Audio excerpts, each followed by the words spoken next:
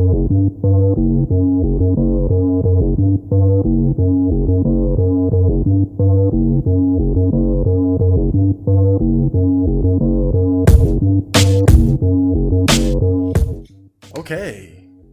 Hello, people. Welcome back to the OCM Botcast, Ep.014. 14. I am your host, Chad Marco, the lovely, the handsome, the cute handsome. Look, I know I said some girls are ugly cute, but like, can I be like cute handsome? Like, can we diversify? Can we use more of these like mixed tags? I don't know, but how are you guys doing? I am doing actually very good. Last week started off pretty well. Then Wednesday I had a bit of a setback and I had like a fuck it, let's be depressed and hang out in the bed all day. And that lasted well into the weekend. Oh man, but I still had, looking back, I wasn't very productive, but I had a pretty good time last week as far as like just playing video games. And but earlier that week I got a lot of running in, so it really wasn't that bad. But I feel like this week is going to be a lot better. I started off, it's Monday now, and I was very busy today, very busy. Just look through my emails. No, I'm playing, but I did a lot. I cleaned up my room, I worked out. I made sure I looked through like my emails, made sure I didn't have any important notifications or anything like that. I helped my mom move the dresser that she got from this lady to my sister's house. Then ordered a mattress, helped her order a mattress, and had to feed the dog. And then I just got done working on some beats. I took a little Dragon Ball FighterZ break between that too, but yeah, it's been a very good day. I've been very productive today, and I was just working on a very, very fucking good beat, so I can't wait to get that out. I'm working on a couple songs right now. I got another beat I'm about to upload soon. I uploaded the beat yesterday. Yeah, yesterday was fucking awesome. And then on top of that, I'm gonna upload some video game, some Resident Evil Revelations episode to my gaming channel. So it's gonna be a busy, fun week. And as you guys can see, we already rolling right into the next episode of the OCM Botcast. This episode is called Coomers versus Sex Workers. So you can imagine what we're going to talk about today. But before we get into the nitty gritty, gotta remind you guys, look, I'm sure the people who watch this are already subscribed, but if somehow you found this and you are not a subscriber, subscribe, like this video, and like every single other video of mine. Like just say fuck it, take about 30 minutes, like every other video that I have. YouTubers say that it helps, so I'm gonna take their word for it and like everything that I do. And let's get into the news. Dun dun dun. Okay, so now this is kind of old news right now, but I really wanted to talk about it. And it was the Roy Jones Jr. versus Mike Tyson fight, as well as the Nate Robinson versus Jake Paul fight.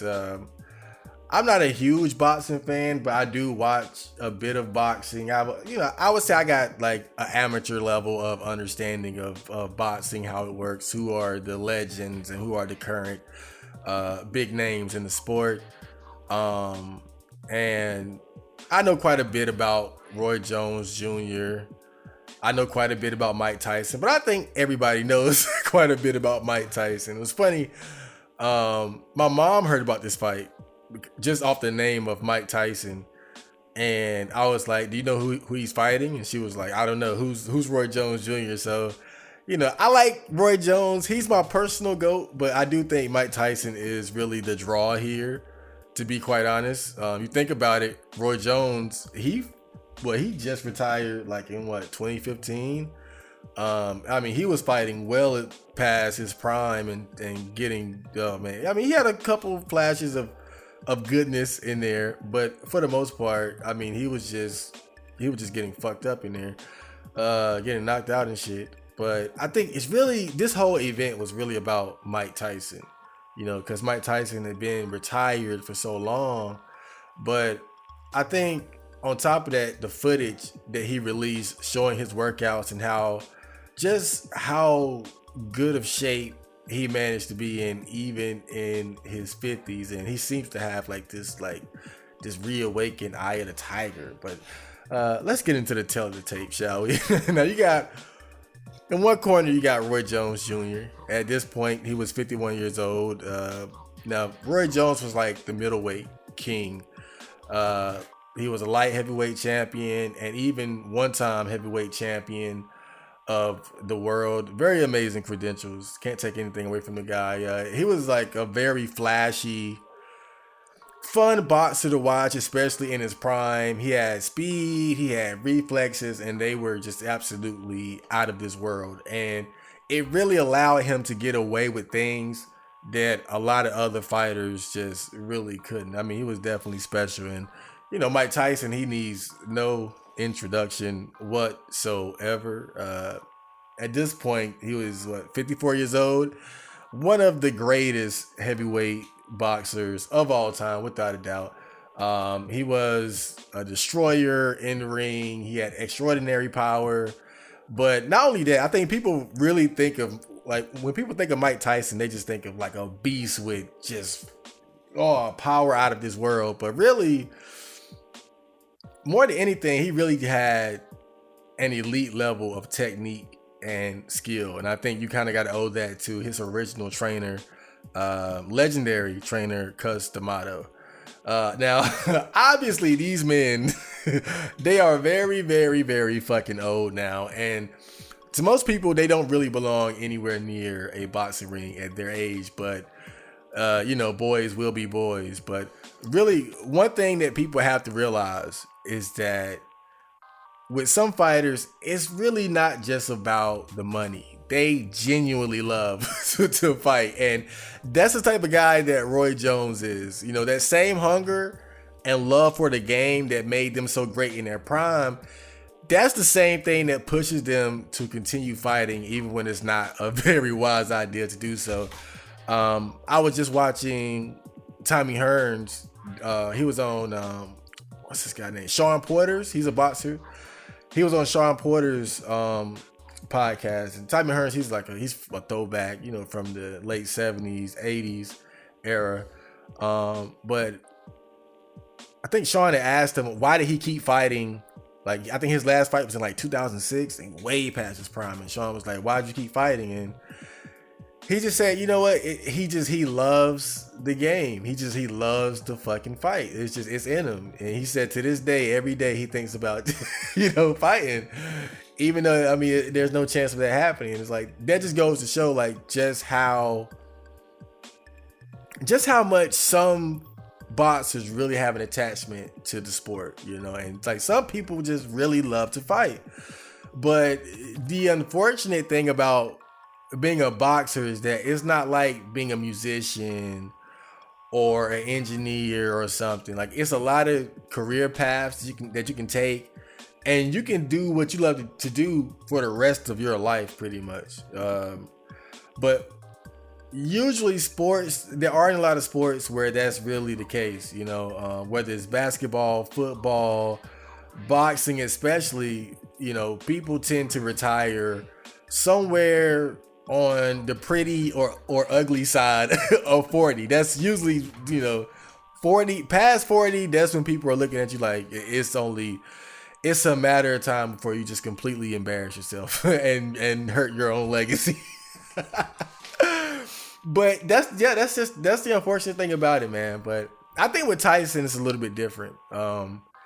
It seems like towards the end of his career, he was really just doing it for the money, and he lost that true hunger and desire for the sport and that goal of being heavyweight champion of the world and whatnot. But as we all know, recently something has awakened inside of him, a renewed desire to fight, and it's not for the money, but to let that sleeping beast inside of him roam and be free once again. And I'm a boxing fan, so I know about the dangers that go along with the sport, but seeing this change within Tyson and how determined he is to fight and prove himself again is really inspiring, and not something I think anyone is really going to be able to get in the way of. You know, it's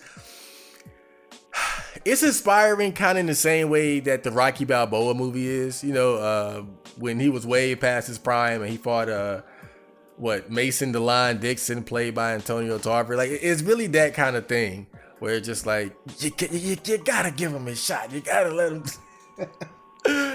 But I digress. So let's get to the actual fight, which wasn't nearly as exciting as everything I just said about these two men. But first of all, you gotta admit, it's so like crazy. It was definitely a financial success, but I watched like a bootleg version of it on YouTube, and if I'm gonna be completely honest, it was actually kind of boring. And not really because of Tyson, but because Roy Jones, he was in survival mode from the very beginning. You could tell. You kind of get the sense that Mike was carrying him somewhat. Not to take anything away from Roy, because it really takes something just to do what he was able to do. But this was a mismatch even for two 50-something-year-olds. Roy Jones in his prime, it might have been more interesting, but looking back at his career, Roy, he really hit the wall hard. After that knockout loss to Antonio Tarver, he really wasn't the same again after that. He fought Ruiz at heavyweight, lost a ton of weight, then fought Tarver at light heavyweight. And he won. Well, I think Tarver won that fight personally. Controversial opinion. I think Tarver won every single one of those fights. But his excuse was, you know, losing all that weight it kind of fucked up his body and he wasn't at his best. And the fact that he gave Tarver a rematch kind of shows that he wasn't satisfied with his performance. But then Tarver knocked him out in the second fight and beat him by decision in the third. But before the third, he fought, I forgot his name. It was Johnson something, the journeyman Jamaican guy. But he knocked out Roy Jones too. It was like after those two knockouts, he was really never the same. Like, he really just hit the wall. And I think he might have suffered significant neurological damage somewhere between the Ruiz fight and the Antonio Tarver trilogy. And then on top of that, he continued to fight well past his prime, and he suffered even more KO losses. So you got Mike Tyson. He was comfortably retired and recovering, while Roy Jones is like old and getting beat up. And the thing people got to realize is that Roy Jones, he did become heavyweight champion of the world at one point, but this was when he was near his absolute best. And it was against questionable competition. I mean, let's be real. People don't really talk about John Ruiz when we're talking about heavyweight greats. But what Roy did at that time, that was like a once in a lifetime thing. To be a fighter who spent the bulk of his career at middleweight and to beat ass all the way up to heavyweight for a one-time show, that is extraordinary. But at 51, you're light years away from being in that kind of condition, even against an equally aged heavyweight like Tyson. So overall, I feel like the expectations for Roy were a bit too high, and the fight really couldn't have gone a better way. I like what Tyson is doing. I don't think these type of exhibition bouts are going to be too taxing on the body, because it really didn't look like anybody that got hurt but Roy. And I would like to see more, just with maybe Evander Holyfield, or really just somebody his own size, you know. And then you had Snoop Dogg doing the commentary. I think Snoop Dogg kind of saved the show. Some people feel like he was a little bit too ghetto, but I think he really saved it. He made it feel more like we were just hanging out, watching, some old niggas fight in the backyard or something. Otherwise, it just would have been talking about Roy, in survival mode and all that. Okay, so, but the crazy thing was though, you got Nate Robinson versus Jake Paul, which was the undercard, but ended up being, oh god, let me get a sip of water. Ended up really stealing the show. So I'm gonna be honest, I don't really know a lot about these guys. What I do know is that Nate Robinson, he's a basketball player with a lot of respect on his name. He's known as a dog or a go hard kind of player. And Jake Paul, I think he's one half of the famous Paul brothers, who are like these Chad YouTubers who do a bunch of like fun alpha male shit.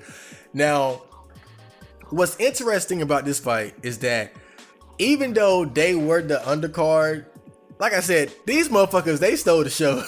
Primarily because Jake knocked Nate the fuck out. He summoned Jigglypuff in them gloves and put that man to sleep, I swear. And it's funny because I woke up the day after the fight and I realized it happened. And I went straight to SP on 4chan to see all the memes and shit.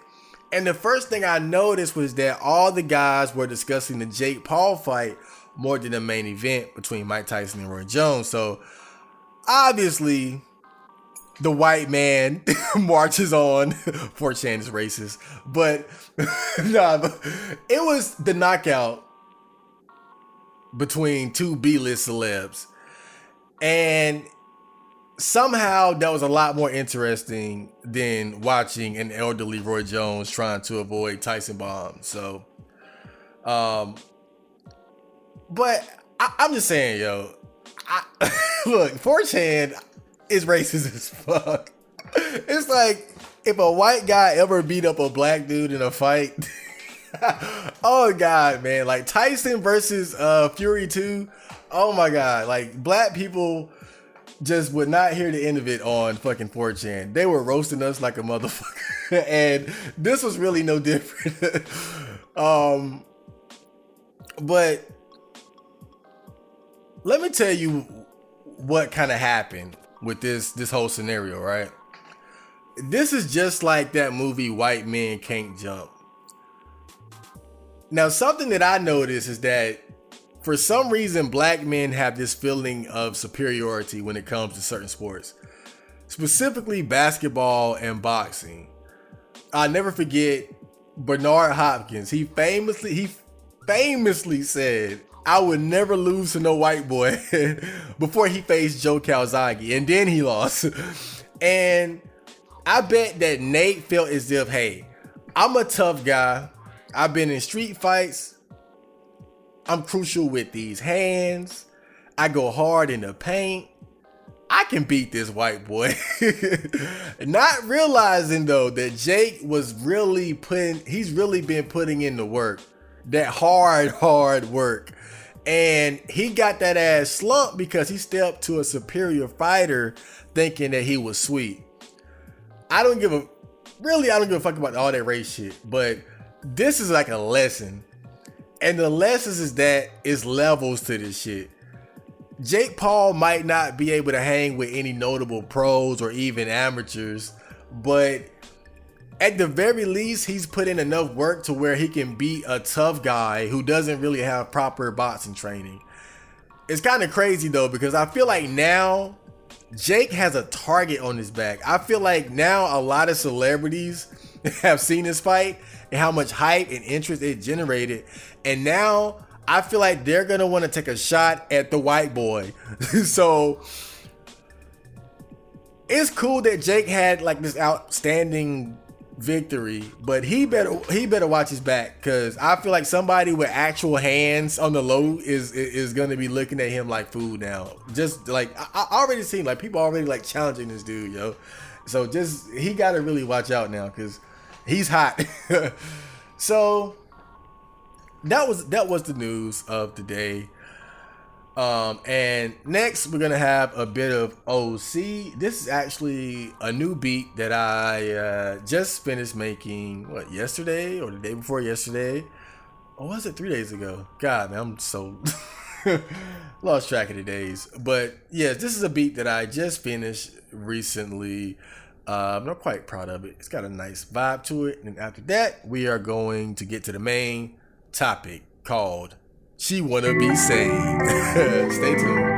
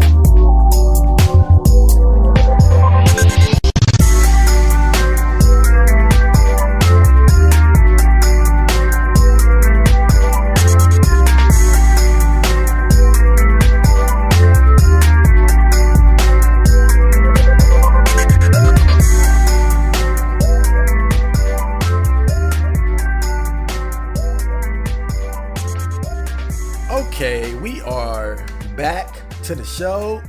Excuse me. And here we have arrived at the main topic. Let me slide in a little bit. Shit about to get real. Okay, so today's episode is called Coomers versus sex workers. Or was it sex workers versus Coomers? I don't know, and this topic is She Wanna Be Saved. So let's just get to this whole thing here. So okay, so I was on 4chan shit posting like I usually do, and I came across this thread that said Coomers blown the fuck out, BTFO. Now, whenever you see a thread linking a Twitter post and a headline like that, you immediately know it's bait, right? But here's the thing about bait. A lot of times bait is just using the real opinions of others to stir up a shitstorm. But because these are someone's real viewpoints, I think that makes it worthy of analysis and debate. That's why sometimes I'll see a bait thread, but I'll dive in anyway, just to see, if any interesting, challenging viewpoints are brought up, right? So this Twitter post was made by a young lady, and in it she posted a picture that was calling out men for shaming sex workers while simultaneously partaking in their services. So you guys know me, I am a Coomer. In fact, I got Japanese porn to the right on my other laptop. I'm chilling. I'm pro porn, so I felt kind of attacked here. Like, hold up, what are you talking about, hoes? Am I a hypocrite for shaming hoes and sex workers while stroking my little dick to them at the same time? Am I part of the problem? But then I quickly realized that the answer was no, because in all actuality, I don't shame sex workers and hoes.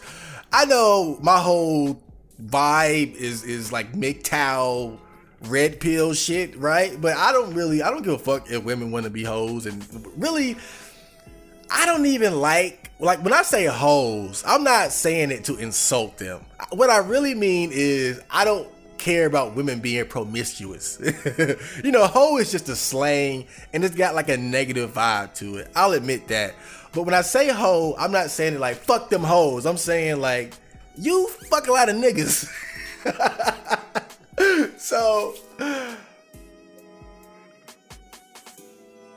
let's be real. I don't have anything against sex workers and hoes, promiscuous women. But I do recognize certain negative aspects about their lifestyle. And I would not want to be in a serious relationship with these women. But I do not shame them. I dare you to find me shaming them, but not in a song. I will shame them in a song for fun. But not personally like this.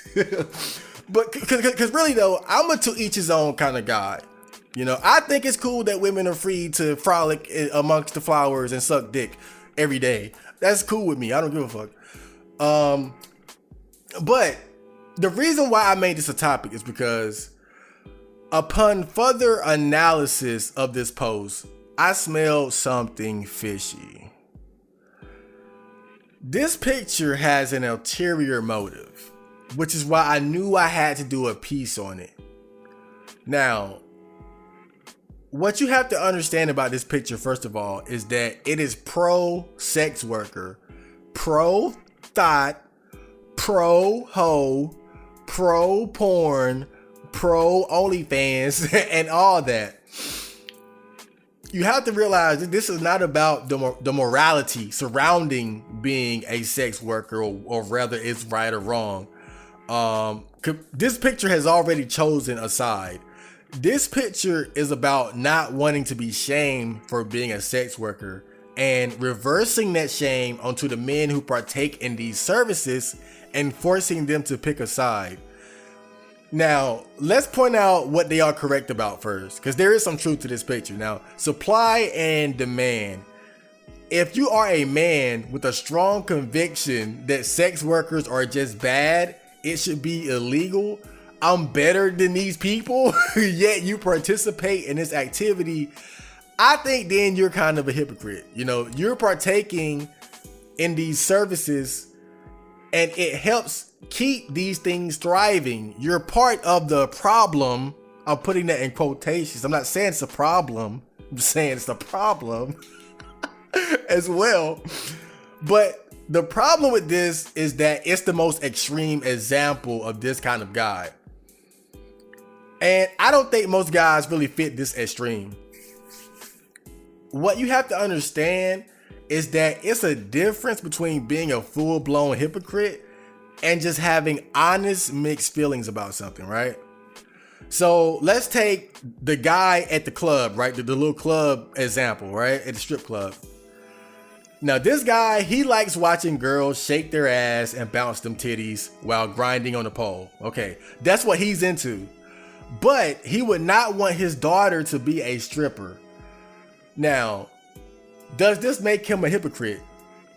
I don't think so. Because the reality is that the world of sex workers, strip clubs in particular, can be a very toxic environment for women. And it comes with all kinds of risks. And I know everybody's seen Players Club.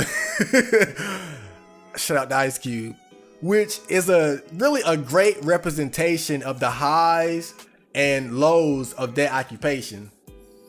You got substance abuse, dealing with stalkers, being objectified, or really objectifying yourself. But And also, like, the type of male customers these kind of places attract, like thugs and pimps and low lives and shit. There was some weirdos in that motherfucker. Ice Cube fighting niggas in the club. That was a good ass movie. But really, now I've never been to a strip club, but I'm assuming that it's fun, right? They attract they're fun. They attract a lot of people to party and whatnot, but there's also a lot of negative energy there, right? And as a father, why would you want that for your daughter? Even if you do love seeing ass and tits, right? Now, you must be aware of your own participation and fascination with this world. But that doesn't mean that you cannot also be aware of the negative aspects of this profession and not want someone you love to be affected by them. See, this is just like when you have boxers and football players who don't want their children to follow in their footsteps. It might have benefited them greatly from their profession, like from like, you know, as far as money, fame, the glory and all that, but it also put them at a great risk. And specifically with football players and boxers, you see a lot of guys retire with brain damage and all kinds of injuries. And you got to think about just all the sacrifices that they had to make along the way, as far as, you know, training, foregoing certain pleasures and the time spent away from family. They might love the sport, but they also recognize that success comes at a price, and they don't want their children to end up on the wrong side of that road. Again, this does not make them a hypocrite. It's just an honest analysis of the activity that they're doing, recognizing its pros and its cons, and taking a measured stance on it, not completely condemning it, but also not glorifying it to the high heavens. And of course, you can make the same argument on the Coomers side of things. We all know about the many porn stars, male or female, who regret getting into the industry in the first place. You got the drugs, you got the STDs, you got shoots that turn into borderline rape. God damn, I've seen so much facial abuse. Like, it's not even something to fap to. You just watch it out of pure fascination and to see if the girl's gonna crack or not. That's oh God. But not only that though, but it's like, you see the whole girls do porn situation, right? And then a part of that is like, they do it, but then there's also the fear of the humiliation of being found out by loved ones. And, you know, like, there's some real fucking issues. People like Mia Khalifa and Jesse Rogers, like, they come to mind as females who were in the industry only to deeply regret it later. So I'm a Coomer, I like porn, and I think it's cool that women and men are free to do this as a job if it's really what they want to do and it makes them happy.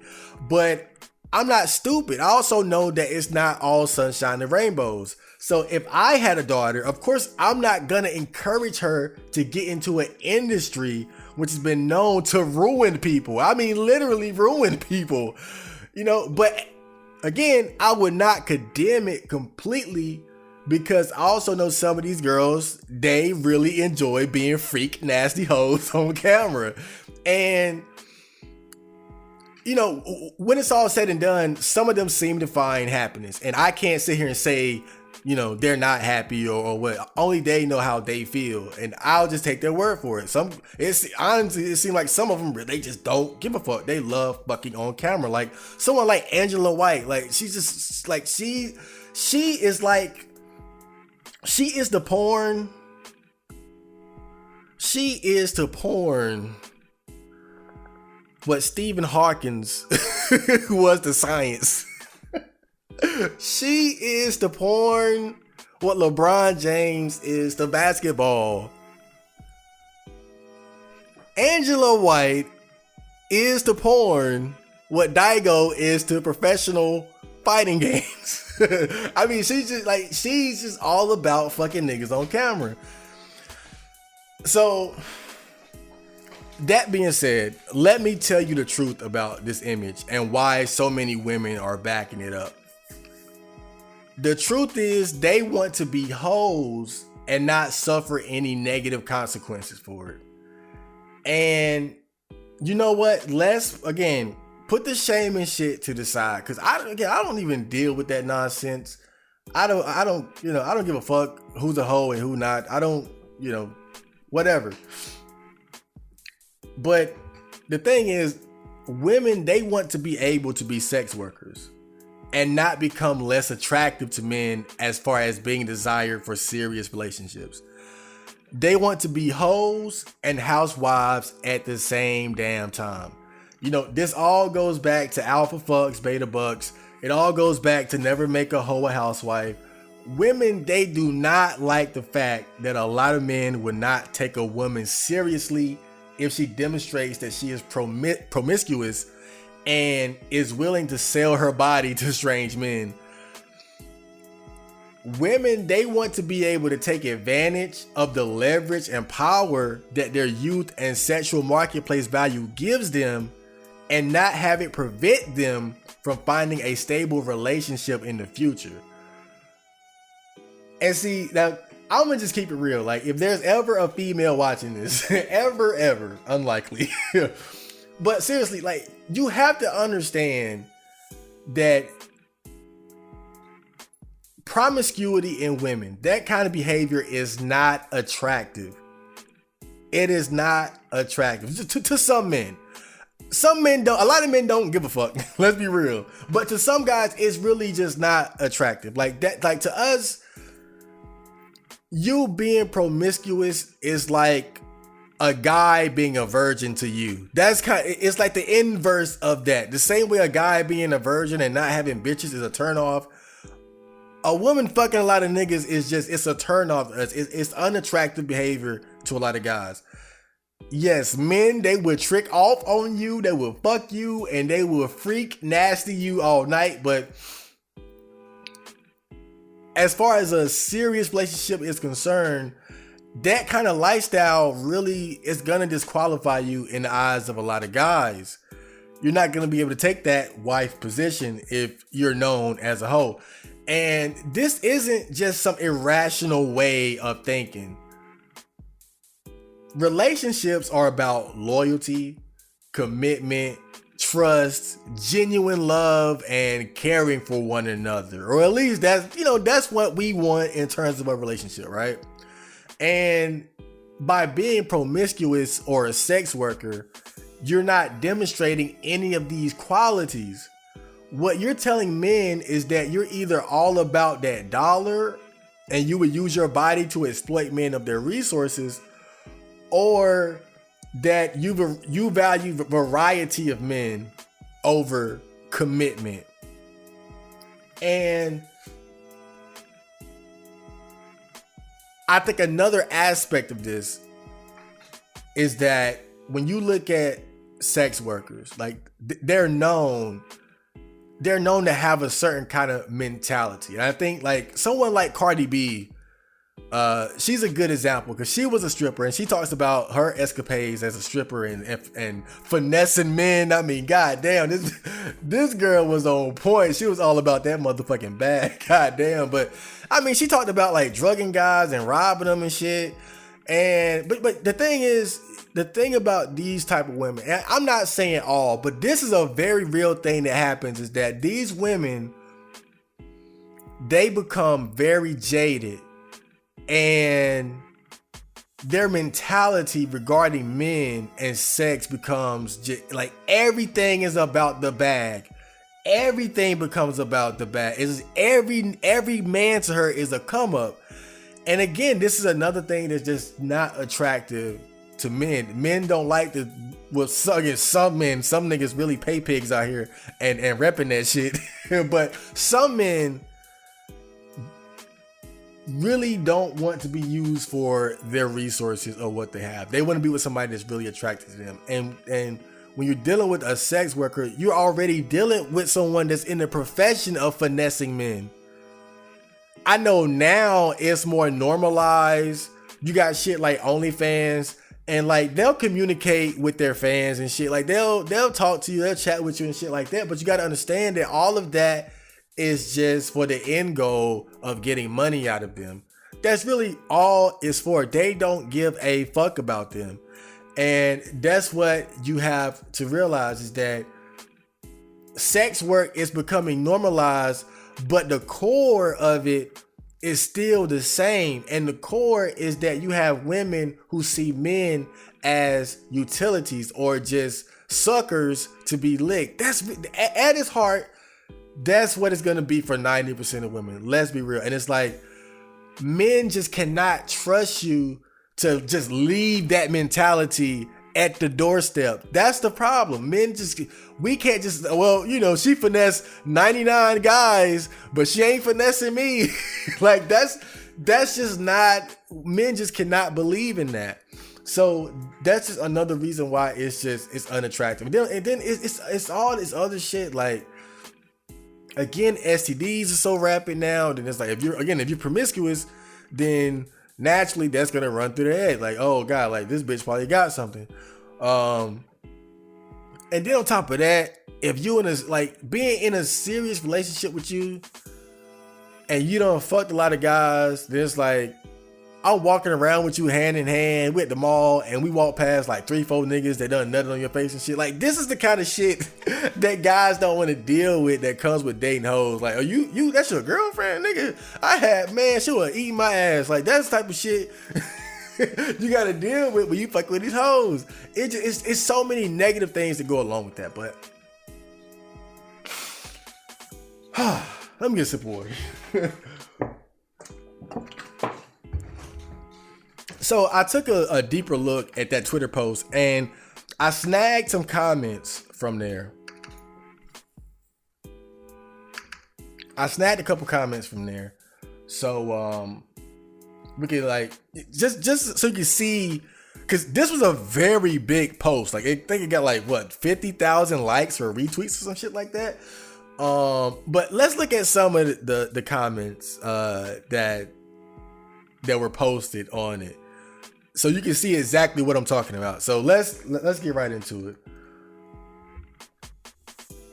Okay, so now this girl, she says, to motherfuckers who would buy an OnlyFans but wouldn't want their girl to have one, how you gonna talk down on the very thing you funding? Now see, this goes back to exactly what I said. The problem is that women, they want to be hoes or promiscuous or sex workers, but they don't want to reap the consequences of it. This girl, she wants or believes that you should have an OnlyFans and the guy just should not have a problem with it simply because he looks at porn, you know? And again, that's that same sort of black and white thinking where it's like, they're saying you have to pick a side. You have to be all in and look at porn, go to strip clubs, fuck with hoes, but you gotta marry us too. You can't, or you gotta just get out entirely. Like, they're trying to force you on a side, not realizing that it's perfectly okay to be somewhere in the middle. It's okay to say, yeah, I like porn, but I wouldn't date a porn star because of XYZ. I like porn because of ABC, but I wouldn't date a porn star because of XYZ. That is completely fine. This goes back to that black and white way of fucking thinking. It's either or, you're here or there, but that's really not the case. So, and here's another, I think this is a girl. You don't know these days. No disrespect, but God, I don't even know anymore, man. Louder for all those trying hard saints and hypocrites at the back. So again, and I'm not saying that this is completely wrong, because there are some guys who really are on like fuck all women, fuck all sex workers, ban it, make it illegal, you know, but they're supporting it and like really propping it up. And it's like, if you got an OnlyFans subscription, and you're talking about how porn needs to be banned, goddamn, dude, like what the fuck are you smoking? I mean, come on, dude. So this guy, I guess a guy says, it's funny because guys like this think porn actors and dancers would want to date them, All right, now that's actually a good point.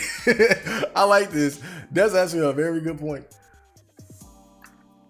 All right, so Philosophical Midget says, my mom was a stripper. I don't mind if my daughter is one either. Lots of sex workers are highly intelligent, strong women that are just simply blessed with a dirty mind and a body to back it up. If I had to do it all over again, I'd be a sex worker too.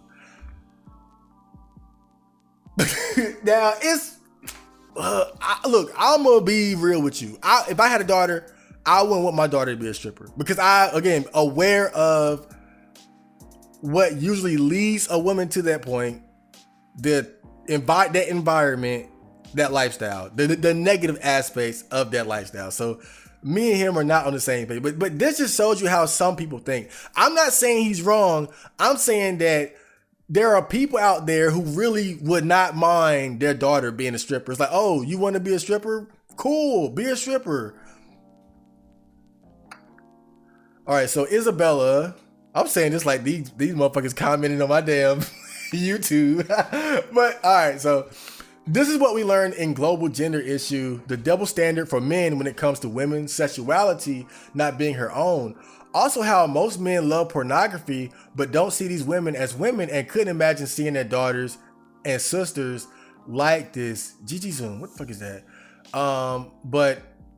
And I'm like, so like, again, going back to the examples that I pointed out earlier, like you see Mia Khalifa, the fucking meltdown she's going through over realizing what the fuck she did. Jesse Rogers, goddamn, that scene. What the fuck is that porno shit called? What that I mean, when they get a bitch, get like 10 motherfuckers, and they just damn near rape the bitch. You know, when James Dean in that mix, like he about to go hard. I see him punch bitches before on tape.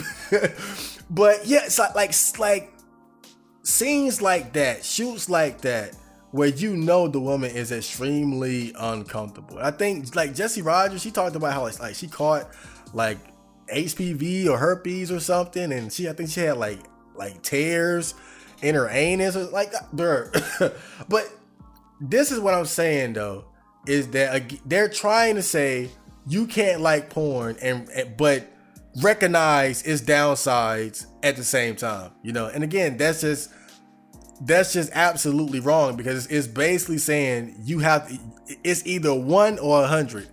You can't rate it a 50. Like, it's almost like watching a movie and they're like, you either got to give it a 10 or a fucking 1. You can't go 4, you can't go 5, you can't go 6. But that's how a lot of guys feel about sex work. It's not 1, it's not 10, it's like a 5. It's like, yeah, this is good, but this ain't. And because this is not good, I don't want my daughter to be involved in this work, but I will jack my dick off to it. Louder, please. Respect sex workers. Now, I can tell this, I like this guy. Now, he says, nah, you can watch and respect the workers, but also not want that future for your daughter. You know, there were some sane people in that thread. But again, I'm not trying to say like fuck sex workers or anything like that, right? Like, again, that's not my stance. I just have a problem with them trying to say you can't be in the middle of this, right? That's really my only issue with this whole thing is this idea, because, and again, the reason why they're saying this is because it does not benefit them. That's really all it comes down to. It does not benefit them when men can say, hey, yeah, I like fucking hoes, but I wouldn't marry one, you know? And again, that's a perfectly reasonable stance. Just like a girl could say, I like fucking bad boys, but I would never be in a serious relationship with one or marry one. Again, if women said that, it'd be like, hallelujah, preach church and shit, amen. But goddamn, if men say, you know, our version, I'll fuck a hoe, but I won't marry her, then it's a problem. But again, it's all about that fucking power. It's all about benefits, man. So this guy says, this is like saying you can't eat at Chick-fil-A because you wouldn't want your child to work Chick-fil-A. their whole life. Like, what the fuck? LMFAO. So yeah, these guys are just pointing out the logical fallacy. Is that what it is? Is it a logical fallacy? This guy's name is OnlyFan Obtainer. I can tell what side of the fence he's on. Oh shit.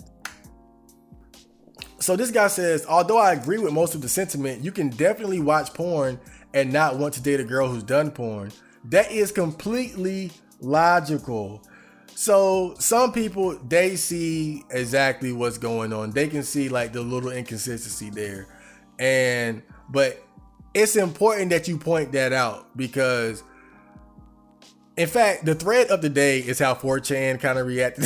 the 4chan thread that I found it in. And they responded in a different way, to say the least. Yeah, you got a girl here saying this. Of course, girls are going to support the fuck out of this. Tweets aren't loading right now. He says, it's a difference between not wanting to date one versus bashing one. I'm not the person to bash anyone for making a living, but don't come for me because I don't want to date a porn star.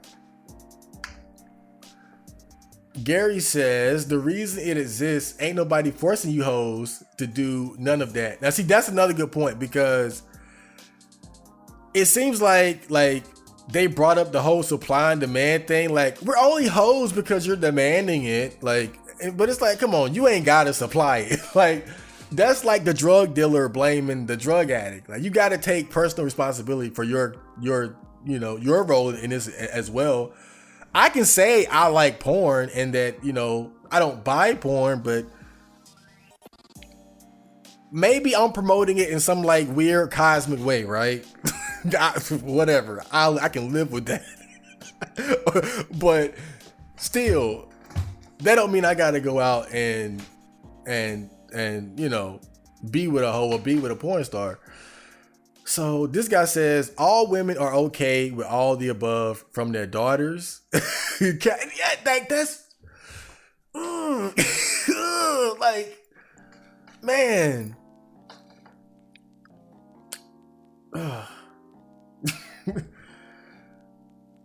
It's hard to say, because like I said, you got some women.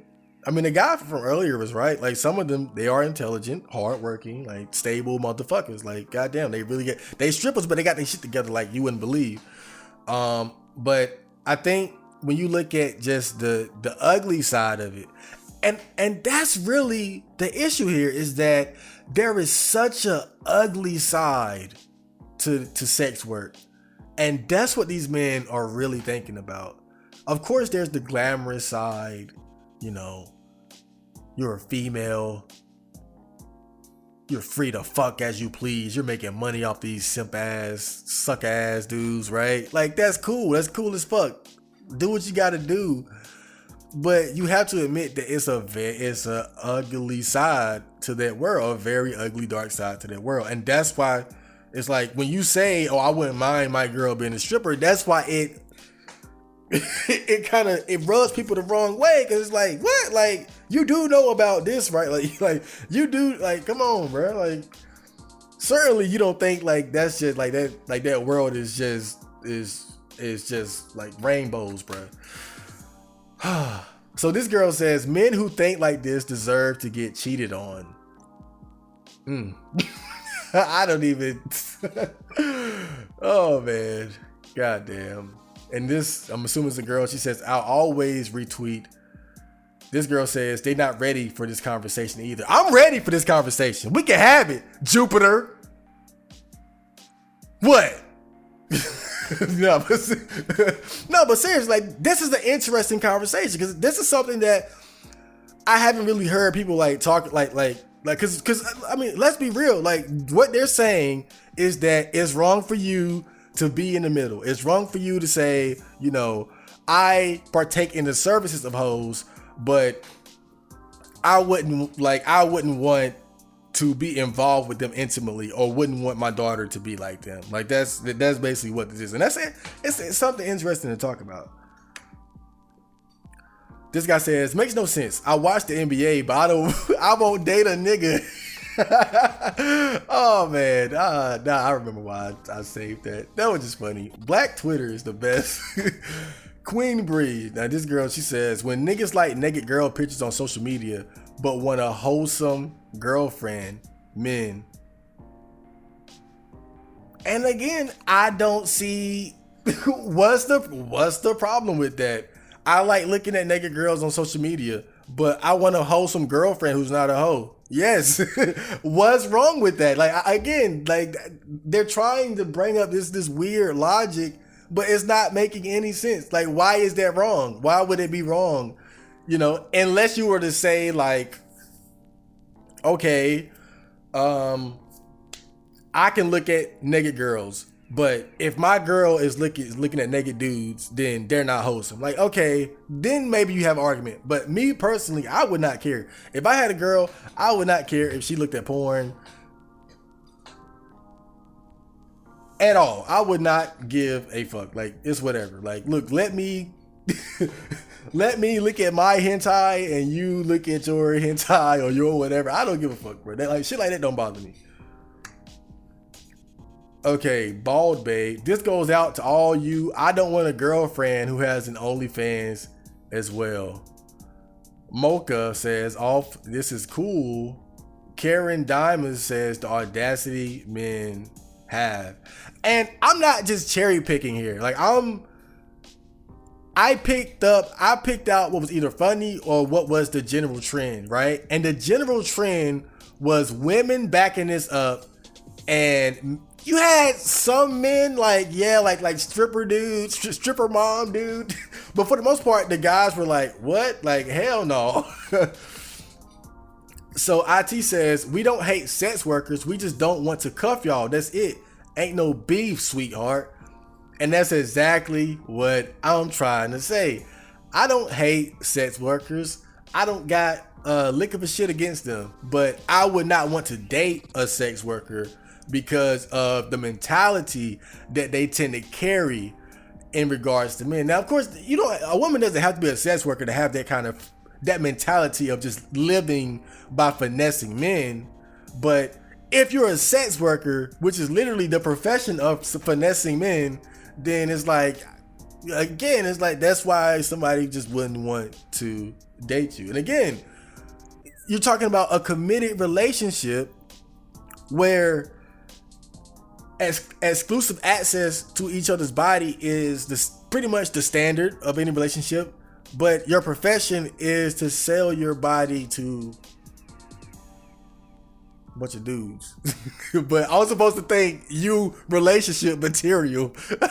That's ridiculous. Come on. I'm not saying that sex workers can't be loyal. I'm not saying that they can't make good girlfriends. Don't get me wrong. I'm just saying, don't wonder why men don't think that of you. Your profession is the opposite of what a relationship is supposed to be. That's the problem. Oh my God. Oh, James. I like this. He says, I still don't want my daughter involved in this. It's like he recognizes that it's all wrong. You guys are right, but I just don't take my daughter. Sex workers, you're good, but don't take my daughter. This is funny, man. I really don't belong on Twitter. So this is the last one. Now this girl, she says, I agree, but at the same time, I feel like a lot of people wouldn't date somebody that does porn, LOL, and duh, because you're not about to want to think about your daughter sexually. Like, be real, what the fuck?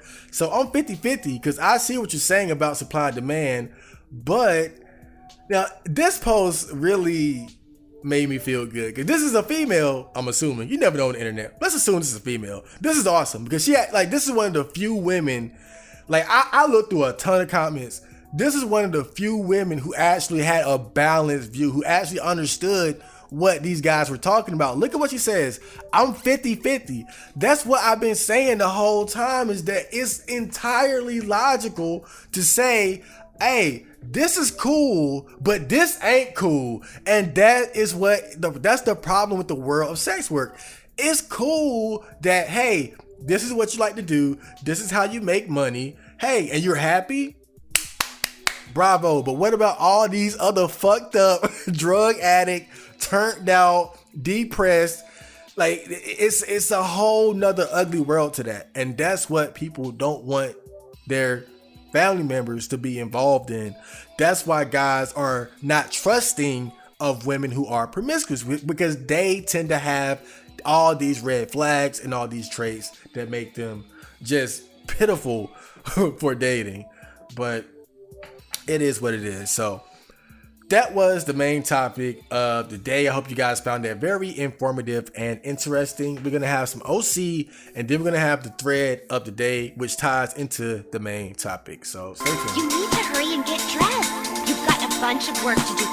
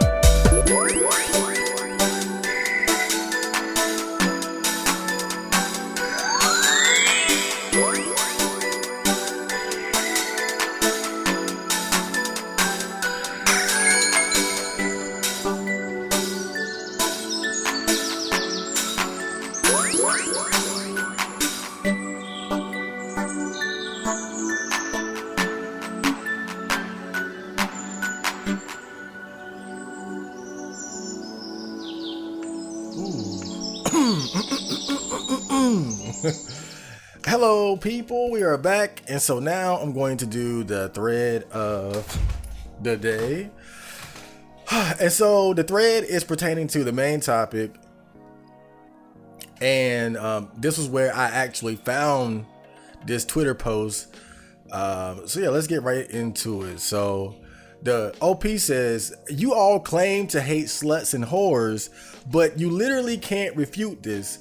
If like 99.99999% of men you masturbate to porn, or teenage girls shaking their asses on TikTok, or use escorts, you're literally part of the problem. The whore industry wouldn't exist without you. So moids, oh Lord, next time you ask where all the good girls have gone, maybe ask yourself why you pay so much attention to the sluts and whores of the world instead of the good girls. Want to know why girls aren't pure anymore? Because there's no incentive for women to be pure or good anymore, and men only have themselves to blame. Now, right out the back, what I don't like about this, I mean, look, this is grade A trolling bait right here, right here. First of all, so let's give this guy his gold medal. But you can see the obvious like bullshit here. I mean, just for example, it's like, where is the responsibility on the female's part? It's like all of this is just like blaming men. Like, oh, women are only whores because men participate and consume sex work. Like, what about the personal responsibility of the whores? You see what I'm saying? It's a two-way street, you know. I don't think you could just blame women, but you can't just blame men either, because women are doing it because there's a demand, and men are consuming it because there's a supply. It's a two-way street here, but I think this whole argument only really holds up, like I mentioned before, if you like, it only holds up against men who completely condemn sex work, but then play a role in helping it thrive by putting money and attention and resources into these things. So I think that from the gate, this whole argument really only applies to those kind of men. I think if you're a guy with the more balanced view, like, okay, I don't condemn sex workers, but I don't want to date them, or I don't want this or that, I don't really, there is no issue there. That's just an opinion. That's a preference. That's something else entirely. Let's get right into the post here. So this guy says, you have to respect the people you jack off to. He was quoting the OP, obviously being ironic. No, sluts and whores on the same level as the chicken I ate part of for dinner. Now, this is how some guys actually think. Some guys, they do have like this, they do have just an outright hatred of whores and sluts. They see them as inferior. They just straight up don't like them. So this is something that you will see, especially on 4chan, especially on 4chan, because, you know, 4chan has no chill, there's no filters. So you're gonna see a lot of this, a lot of guys with this viewpoint on 4chan, the hating of sluts and whores and whatnot. Oh, excuse me. So this guy says, then I'm the 0.0000. I hate when people do this. 0.001%. I don't need porn. I masturbate using my imagination. Did it since I was 10 and I felt twice a day. I'm 26. Problem. So you also got, so guys like this, they don't consume porn whatsoever. So this whole argument just doesn't even apply to them. But the only thing I don't like about posts like these is basically saying, hey, I don't even look at porn, so I'm allowed to hate you. That's kind of the vibe I get when guys make posts like these. It's like, hey man, like, it doesn't apply to me, so I can hate you. My hands are clean. Okay, so next one. This guy says, nah, I love sluts and whores. They just don't love me. Now, ain't it the truth? You know, it's kind of crazy how the OP brought up, you're ignoring the good girls. You're ignoring the good girl. I think if most guys, even guys who like, in fact, going back to the old saying, don't make a hoe a housewife. The thing about it is that even men who have this thing against whores, they have an understanding, or at least a philosophy of, okay, I can fuck whores, but don't make them my girlfriend. Don't make them my wife. So what that tells you is that these guys, they have an eye out for quote unquote good girls. I don't even, good girl, the good men. I hate that fucking term. But I don't think there's really, well, I'm not gonna say there's not any, but I don't think there's this huge phenomenon of men only focusing on whores and just ignoring the girl next door that's a virgin. What? Dude, first of all, these type of women barely exist. Depending on where you draw the line in terms of like what qualifies as a slut or a whore or whatnot. But honestly speaking, bro, once a girl hits about 18, 21, I mean, it's a pretty, like, even around that age right there, it's a pretty good chance she's already been ran through a couple of times. I mean, that's the norm now. Show me, where are these good girls? Where are these virgins? Where are these women that don't participate in hookup culture? Where are these women who aren't showing their bodies off on Instagram, creating thirst traps, trying to attract high value men? Where are these women? I don't really see them. So that whole part right there kind of bothered me too. Is like the whole good girl, like you're ignoring the good. I don't even know where the fuck they at. Like, goddamn. Okay, so this guy, he brought out the whole chart, statistics and everything. But yeah, he said, yes, women's sexual attractiveness as a partner, especially in a marriage context, drops when they engage with any sexual activity. Why the double standards? Same reason why women aren't sexy once they hit the wall, the womb eggs. Women currently are the only source for human wombs. No respectable man is a cuck. Holla holla. And women with multiple partners are at high risk of cuckoldry, no matter how much they lie about their past not mattering. So this guy, I'm glad he brought this up, because whenever people try to shame men for only wanting to date or marry virgins or not being attracted to promiscuous women, the facts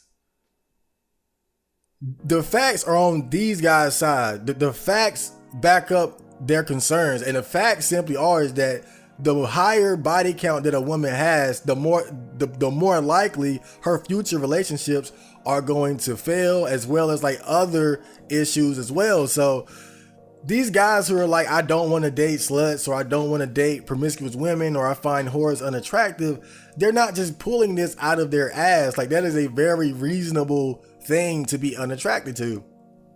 And I would even go as far as to say how we all know women, they don't like male virgins. And okay, like I can even understand that, because if you're a male virgin, then that means that you don't have any sexual experience. Maybe that woman she's not trying to teach you how to fuck a woman. Maybe she's not trying to be your fucking your sex teacher, your sex ed teacher.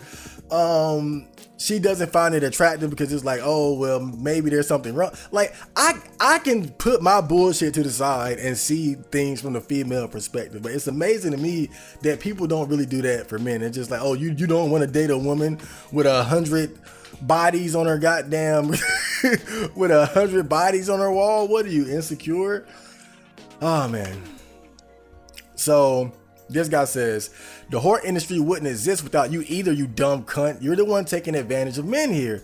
This is like property owners blaming renters for rent being a thing or something.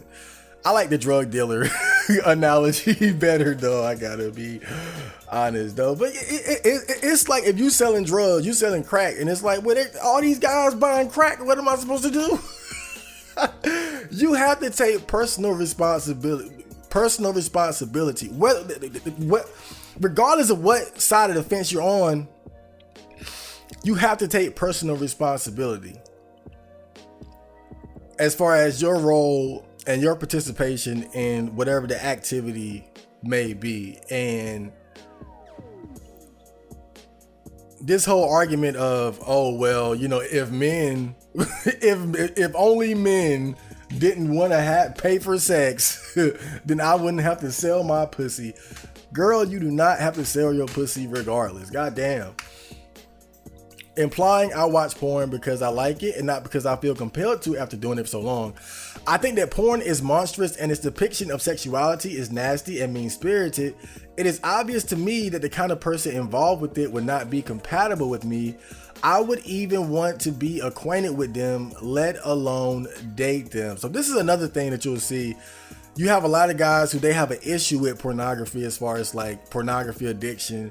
And I think their struggles with it it makes them kind of have this view of it like it's just this evil, awful thing. And I don't really see it that way.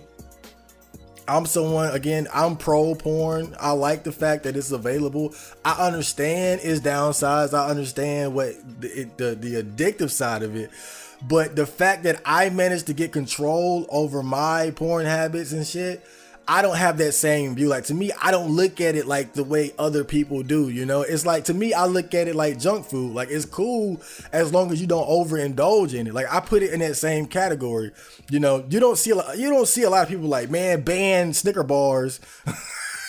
You know, get rid of all the Skittles. Like, you don't see people on that fucking wave for the most part. You know, you got some super health junkies who, you know, they want to goddamn ban McDonald's and shit. But I'm not really on that wave as far as porn is concerned. Like, I don't really look at it that way because I see what it does to men as far as like addiction. But no, I don't care what anybody says, bro. Pornography does not have a worse effect on people than really having sex. That's facts. That's facts. So when people come with this whole porn is evil, all that shit, then look at sex. Look at all the chaos and all the lives ruined from people actually pursuing sex, actually being in relationships. But we don't bring that up. We don't talk about that. We just single out porn. The effects of pornography have nothing on the effects of actually having sex. That's why I don't share in these guys' like view of pornography. Like, yeah, it can be addicting. Yeah, it can be a waste of time. But really, out of all the fucking vices that could fuck your life up, pornography is one of the weakest. It is on the same tier as like pornography. I mean, the same tier as like junk food and marijuana. Like, that's some low tier vice shit. So this guy says, this implies people pay for porn. LMAO, only retards do that. So let's skip down to the fourth post here because he replied to him. He says, views, clicks, file sharing, discussion, and ad watch time all fuel the beast. That said, if you don't watch porn and don't go to strip clubs, the comment is saying you can shit talk all you want. And he brings up a relevant point. It's not just about putting like directly paying for it. You're actually supporting the beast in different ways. Again, views, clicks, files, sharing, discussion, and whatnot. But again, the whole idea is, you know, if you don't watch porn, you can't shit talk. That's that's bullshit. It goes back to what I said earlier about the whole black and white view of this argument. Like, you either have to be 100% for or against, which is simply false, no matter what you're talking about. You can say this is good, but this is bad. You know what I'm saying? And that's really what was my whole issue with this picture, was trying to force men to pick a side. And that's what I don't like about it. No, I can look at porn. I can take my ass to the strip club and all that shit, but still give a honest critique of that profession and the activity and the pros and cons that go along with it. That's not me being a hypocrite. That's me just giving my analysis of something. Let's look at the second post. Now, this guy says, do women not understand that respect and sexual interests aren't mutually inclusive? I don't need to refute that shit point. It's built on a false premise because there's no incentive for women to be pure or good anymore. So in the absence of strict rules, women just become whores. I don't know whether to say Lamoan or LM. Lamoan at you for stating it so plainly, but I agree.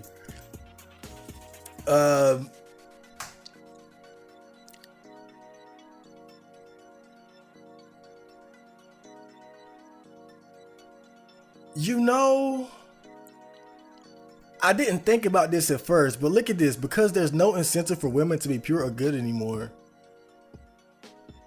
I think that's totally false. Like, what? Like, definitely there is a certain perks to taking full advantage of your value on the sexual marketplace as a female, for sure. But I think at the same time, again, there are negatives to that lifestyle or that course of action. I mean, you look at someone like Mia Khalifa, she's only one of many who took that path and now they deeply regret it. So I wouldn't say there's no incentive for women to be quote unquote pure or good anymore. But I think that now, just because of really just between social media, the rise of pornography and sex work, and the rise of the simp nation, I can understand that it's very enticing for women to take that path, to take the path of a sex worker, because there's a lot of money to be made there when you walk the path of just taking advantage of men's sexual desires, you know. But again, there's a lot of negative that goes along with it as well. So it's not like every woman that gets into that lifestyle comes out completely unscathed and okay. It ruins a lot of women, and even some men too.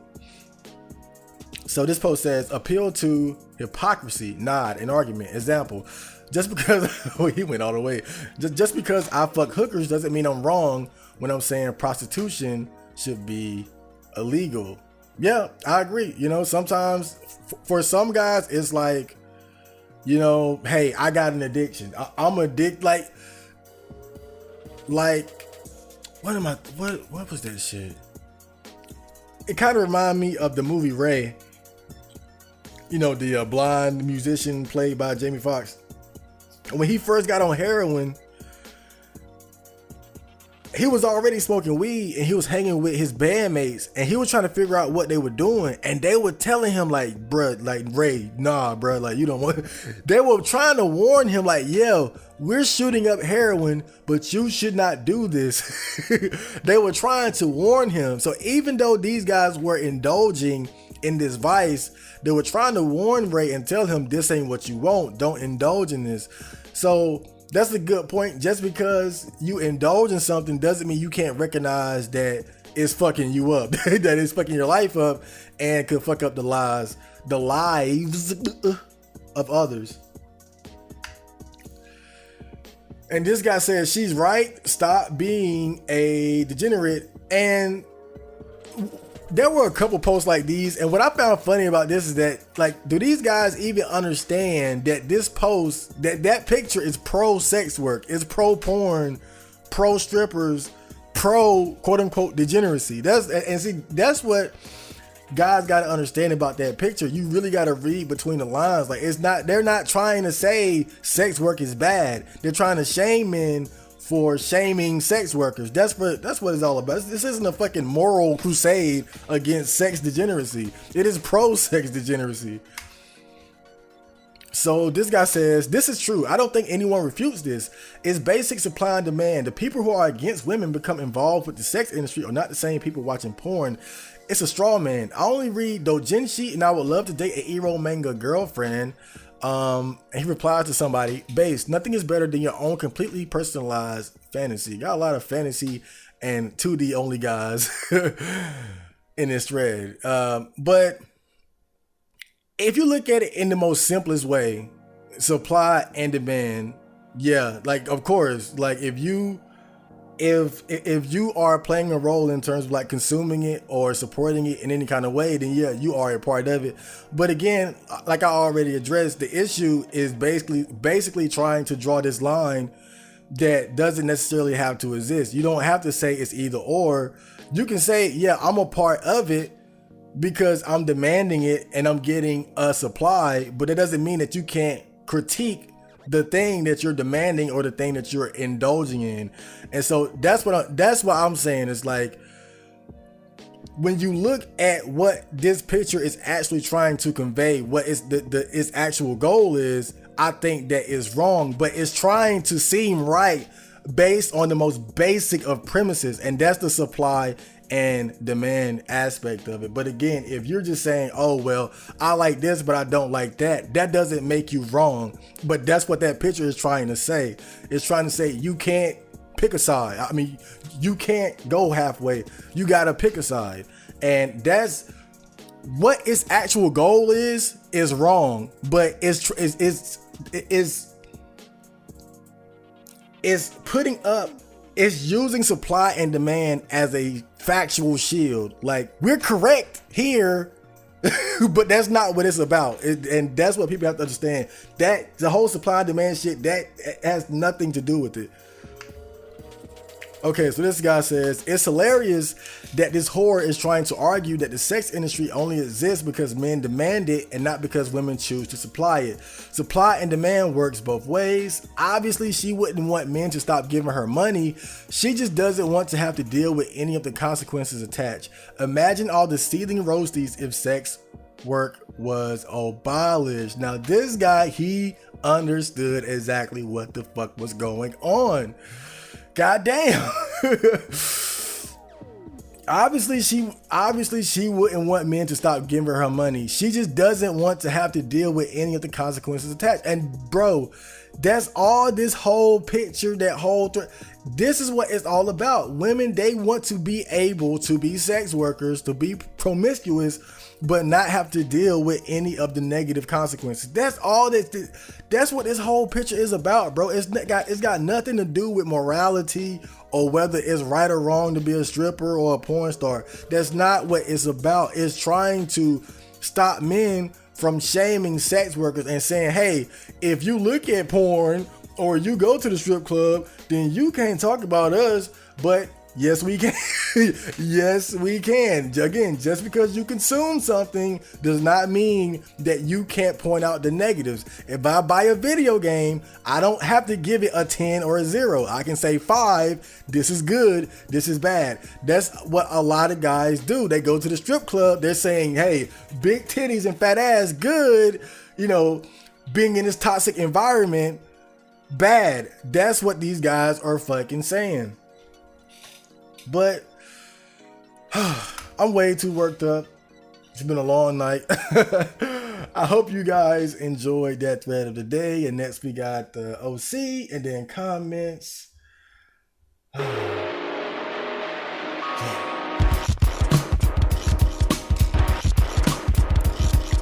I'm a big sinner, they call me Centipede. I take surreptitious photographs of pretty ladies' feet.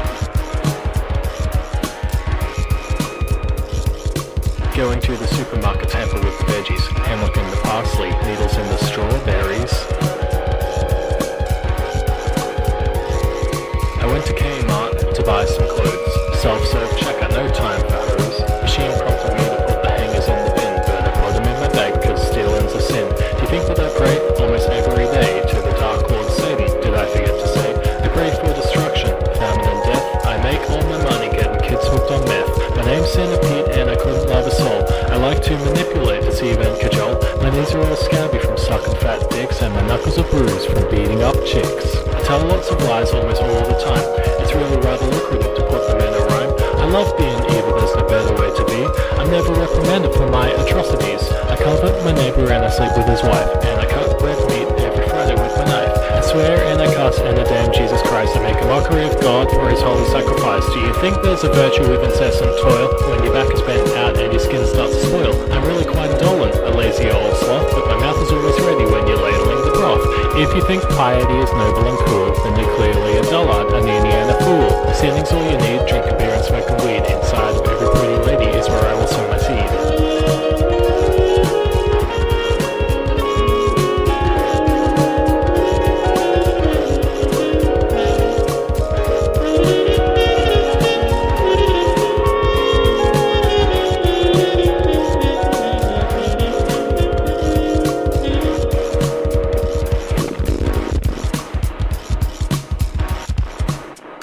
Okay, people, so it's that time of the day again. Time for me to get the fuck out of here. But before that, we gotta do some comments. So let's handle this business, and then I'm gonna play some Resident Evil. Okay, so Takyon says, you came out with more bars that were consistent with a followable flow than most mainstream rappers for the platform. This is really good. Keep going with it. That was on Clown World. I always find it funny when people compliment my lyrics. I don't feel like a great lyricist or a flower. I feel decent. Like I crossed the threshold into decent. But thank you. Lambo Ferrari, he's loyal. He says no shout out to Face L and LMS. Shout out to Face LMS. God, he's doing such a good job informing men and women, I guess, about the importance of looks and the prevalence of lookism in our society. If you have not checked out his channel, you have got to. I really just love, like, he takes it to a different level. Like, this dude, he goes into like your jaw is if your jaw is not, I don't know how to do that accent. I'm sorry, but he like, your jaw, if it isn't 3 inches across and at an angle, then you're not Chad, and women are not gonna like your face. Like, that's how he talks. But just like, he goes to like the intricate details of like features that are attractive or unattractive. Like, man, such great work for the community. The community. What is the community anyway? Like, weird outcast men. Oh, thanks for that comment. Flim says, I keep coming back to this beat on the Realized Power Planet Buster beat. Man, I appreciated that so much, because that beat, I really love that beat. Like, that's one of my beats that I work out to. Well, I used to. That's like that's not just like a normal trap beat. Like, that beat, if you haven't heard it, like, definitely check that out. It's fair. Like, I sampled a song from the Slam Dunk anime, and I tweaked it, and just somehow that shit came out. But yeah, that's an awesome beat. Very energetic. Like, that's some shit you can work out to. Okay, Poor Shot says, bass, high standard, Chad, Marco. Man, I'm telling you, man, like, we gotta stop, as men, we gotta stop telling each other, like, to lower our standards and shit, because you don't see women doing that shit. They not out there lowering yours. Like, I swear, like, men, we're the most, like, so backwards, bro. Like, we're supposed to be go-getters, conquerors, I don't give a fuck, I'm getting it type motherfuckers. But like, the rhetoric within dating for us is so, really just sells ourselves short. It's just like, lower your standards, man. Like, you know, be a try hard, dude. Like, it's just all this fucking stupid shit, man. I'm like, fuck that, man. Like, women have standards, men should have standards too. I'm definitely gonna have standards. But you see, the problem is that so many guys are afraid of being alone. That is what gets them. That's what gets people. That fear of being alone. They cannot handle just being themselves. Like, I'm by myself right now doing this fucking podcast. I had a great day. Like, the only person I really interacted with was my mom. I saw my nieces for like 5 seconds, and my sister, my brother, for like 5 seconds, my dog, me and Friender. You know, like, come on, dude. Like, I'm enjoying the fuck out of myself. Like, I have my ups and downs, but shit, if you can just learn to enjoy being by yourself, it'll take away a lot of that neediness, and then you can afford to have standards, because it don't matter if you don't find that girl that meets your standards, because you're okay being alone. But thanks for that comment, Poor Shot. Tactical Apathy says, you need to network with other incel robots dudes and build your audience. Watching you languish in obscurity is heartbreaking. Yeah, I've been thinking about ways to kind of reach out, like go on another like promotional campaign like I did.